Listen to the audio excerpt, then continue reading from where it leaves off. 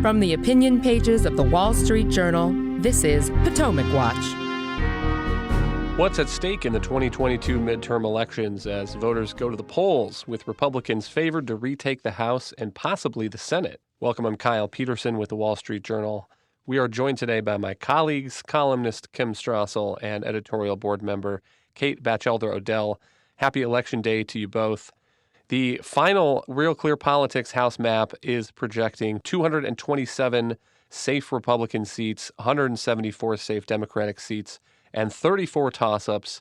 And in the Senate, it's 48 for Republicans, 44 for Democrats, with 8 toss-ups. The polls have now been open for a few hours as we tape this, but we don't have any of the final results yet. But let's point to a CNN article this morning, and I'll just read a few lines of it. As if Democrats needed any more convincing, Tuesday's midterm elections carry enormous stakes. President Joe Biden offered a bluntly dire assessment during a fundraiser last Friday in Chicago. Quote, "If we lose the House and Senate, it's going to be a horrible 2 years," unquote, Biden told the small crowd. And let's talk about that a little bit, what he might mean by that. Kim, the first thing that comes to mind to me is just that we may be looking at a period now, 2 years, of divided government. And if you look at the Build Back Better agenda that President Biden had proposed, it had all sorts of things that he has not been able to get passed. Universal free preschool for 3-year-olds, down payment assistance program for first-generation home buyers.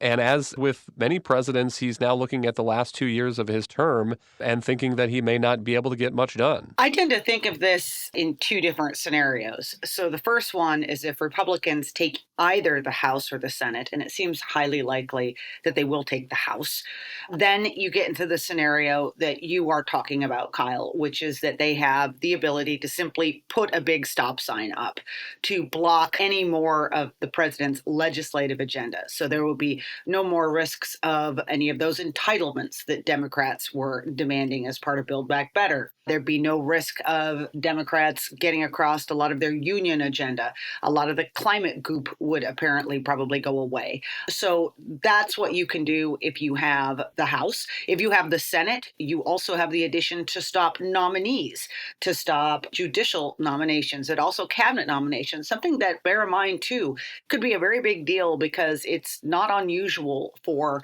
a lot of members of a cabinet or White House to leave after a midterm.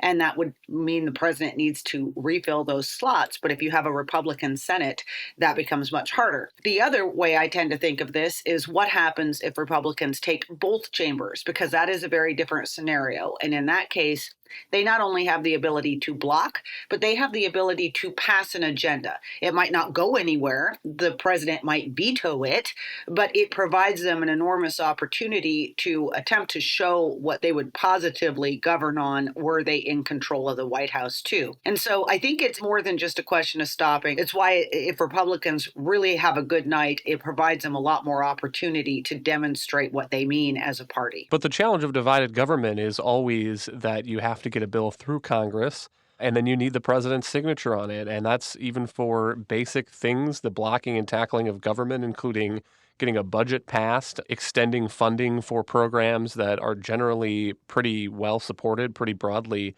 supported. Kate, I'm trying to think of some places where a Republican Congress, or at least a Republican House, and President Biden might be able to find some common ground. And one that I have come up with is maybe military spending. I mean, we're in an era of increased global competition. We have the Russian invasion of Ukraine. We have saber rattling always in China. I mean, is this a place where Republican Congress maybe could get together with Democrats and with President Biden and pass a budget that makes a significant policy change? Kyle, I think that is a real opportunity if the Republicans do take both houses. I mean, we have pretty broad bipartisan consensus even now in Congress that our current military spending and what we're spending it on, it's not enough, and we're not moving urgently enough on some projects that we need to, for instance, buy more ships. Congress has been restoring ships to the budget for 2 years. So we've already seen a rejection of President Biden's military spending plans over the past 2 years, and I would expect that to be much more significant if Republicans control both houses. And that could be a place where the changes end up being really significant because Some of these military spending items that are under discussion include like buying more long-range bombs and weapons. And these can take 2-3 years to build. We need to backfill our stocks of Javelins and Stinger missiles that we've sent to Ukraine. Those pipelines are slow to get back up to speed. These are things where, given the volatility in the world you just mentioned, the policy differences could be really significant on how prepared the U.S. is to respond to a threat around the world. So I would say that is one area where I would expect to see Republicans really dissent from the president's plans and the president have to sign it and deal with it.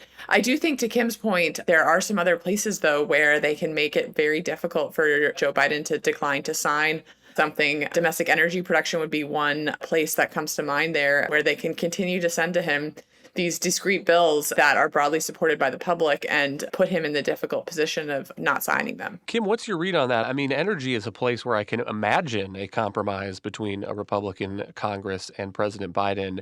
My skepticism there is just that this has been something that Biden could have done for the past year, when we have had elevated gas prices. We've had allies in Europe that have been cut off of Russian energy and have been trying to find new suppliers. And so if President Biden hasn't turned that corner by now, I'm not sure what about a Republican Congress would convince him that his prior position on this, no more drilling, he just said a few days ago, has been wrong. The other one that comes to mind is immigration. I mean, we have a real problem at the southern border. Somehow that needs to be dealt with. But my skepticism there, Kim, is just that there are some real divides within the Republican conference, the Republican caucus. So there, the thing that might stop a deal is if Republicans can't agree on what should go into that kind of a compromise package. On energy, I have a hard time seeing a compromise. And here's why. Because, as you mentioned, this entire White House has geared its entire agenda around its climate change message. And as with so much that happens in the Democratic Party, it is entirely responsive to its Democratic base. And right now, progressives view this as their number one priority. So again, and as you said, the president could have done it and he hasn't. On both energy and immigration, here's the other problem I see. One, as you say, is that there's a lot of division within the Republican Party on this. But here's the other dynamic that we may see coming out of this election, which I think bodes not well for any compromise, which is that we have such a gerrymandered system these days that the only people who are safe in this election are people who are very much on the right or very much on the left. And what ends up happening in elections like these is that the districts that are competitive usually are the so-called centrists in the party. And Democratic centrists, if the polls are correct, are going to have a very tough night. And a lot of them are going to go away.